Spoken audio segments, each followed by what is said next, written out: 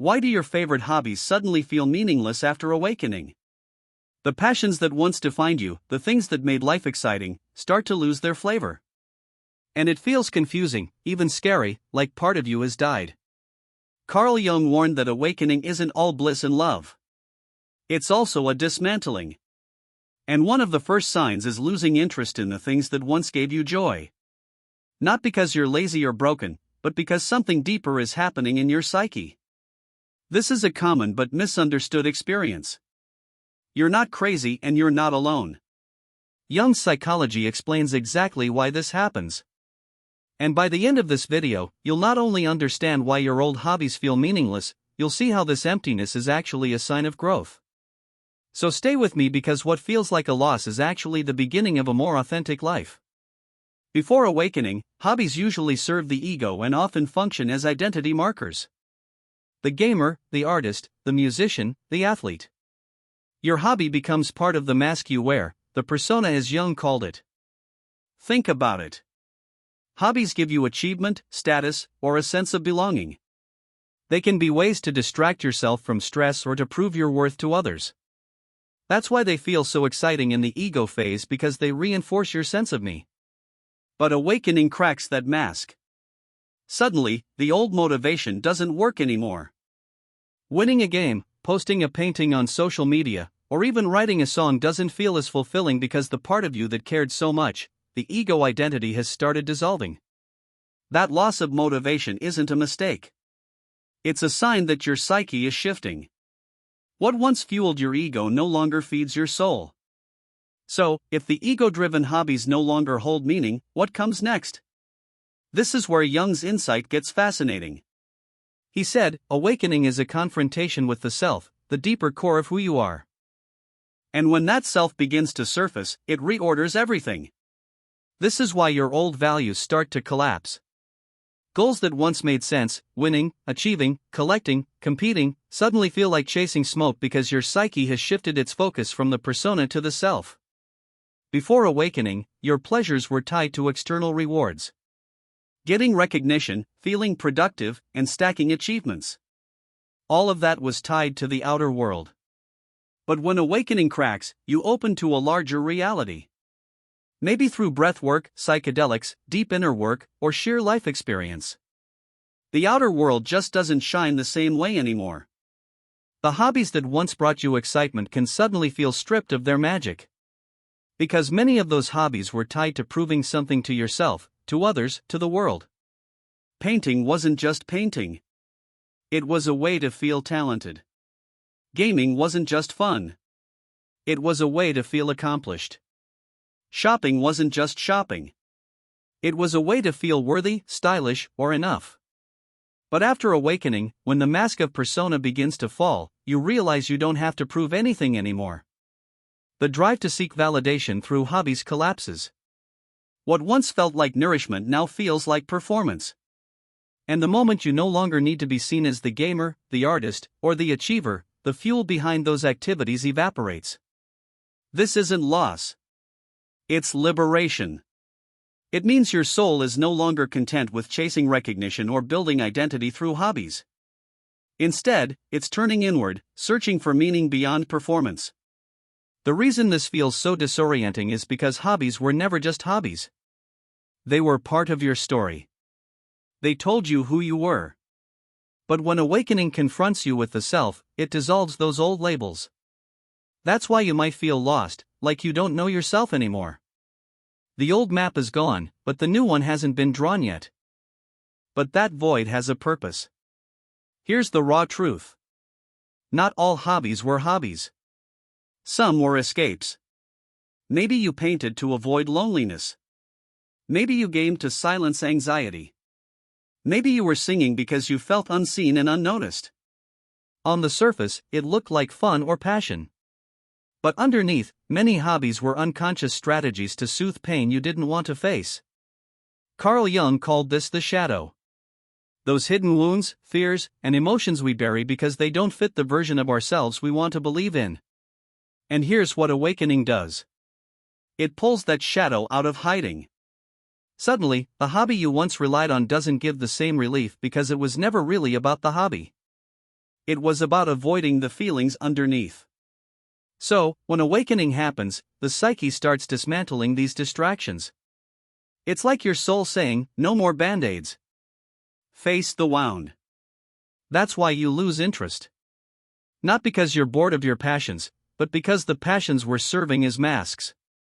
When the mask falls, the coping mechanism fails, and that can feel brutal. Suddenly, you can't run from your shadow. You have to sit with it.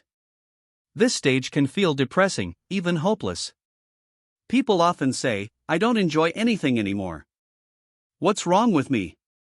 But Jungian psychology says, nothing's wrong.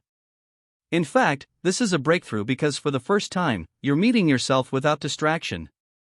You're no longer hiding behind endless activity. You're seeing the loneliness, the fear, the grief, the longing. And while it hurts, it's also profoundly healing by sitting with the shadow. Instead of painting over it, you begin to integrate it. You learn that loneliness isn't a death sentence. It's a doorway to self-connection. Fear isn't a weakness. It's a signal to be honored. Grief isn't a curse. It's a teacher. Losing your old escapes feels like losing part of yourself, but really it's losing the veil. And here's where it gets even deeper. This stage of losing your hobbies, facing the void, and meeting your shadow isn't just a detour. It's part of what mystics call the dark night of the soul. The dark night is not about despair for despair's sake. It's about dismantling the illusions that once structured your life. Jung would say it's the collapse of the old psychic order. The things that gave you meaning. Your hobbies, goals, pleasures suddenly fall apart. And at first, it feels like a kind of death. You wake up one morning and the spark is gone. Music feels like noise. Painting feels forced. Gaming feels like repetition. Shopping feels pointless. Even life itself seems stripped of color. But here's the secret. This death of meaning isn't an ending at all. It's a sacred transition. When the old self dissolves, the psyche enters a liminal space caught between who you were and who you're becoming. The hobbies belonged to the old you. They were tied to the persona, the mask. And when that mask falls, they no longer fit. That's why everything feels dead. It's not because life has no meaning. It's because the old meaning system has collapsed. You can't force yourself back into it. You can't reattach the mask. Jung compared this to alchemy. The psyche must undergo a nigrado, a blackening, a dissolving before anything new can be born. The dark night is the psychological nigrado. The burning away of what no longer serves so that new gold can emerge. As painful as it feels, this void has a function. It strips away false motivations. It forces you to sit with silence, with emptiness, with nothing to prove and nothing to hide behind. It teaches you that you are not your hobbies. You are not your achievements. You are not the roles you've played. When everything external loses meaning, you are invited to touch something deeper. The ground of being itself. The self, as Jung would call it.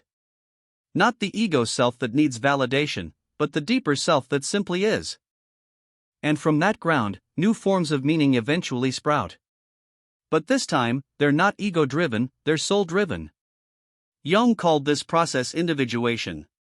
Becoming your true self, whole and undivided. Losing your old hobbies is not the end of creativity. It's the clearing of the field so that authentic creativity can grow. Maybe painting comes back not as a way to prove your talent but as meditation. Maybe music returns not to show off but to express your soul. Maybe new passions appear. Gardening, writing, walking in nature that you never expected. These aren't hobbies in the old sense. They're not escapes. They're expressions of your being. When individuation begins, your joy shifts from doing to achieve into doing to be. The activity itself becomes nourishment, not a mask. So, what would Jung suggest? If you're here, stuck in the void, grieving your lost passions, be patient with the void. Don't force old hobbies back into your life. Allow the emptiness. It's part of the process. Experiment with new expressions. Try journaling, walking in nature, silence, or forms of art you've never explored. Let the self guide you. Observe your shadow. Ask yourself, was this hobby feeding my soul or feeding my persona? That question alone can reframe everything. Trust the process of individuation. Something new will emerge, but only after you've let go of what no longer serves. If you're moving through this stage right now, remember, you're not alone. Thousands of souls on this path are feeling the same emptiness, the same loss of meaning. So, let's make this a conversation. What passion or hobby did you lose after your awakening? And what do you feel is trying to be born in its place? Drop it in the comments. It could be exactly what someone else needs to hear. And if you want more guidance on shadow work, Jung psychology, and the mysteries of spiritual awakening, hit subscribe to Fractal Wisdom. Together, we'll keep exploring the depths most people are too afraid to ell.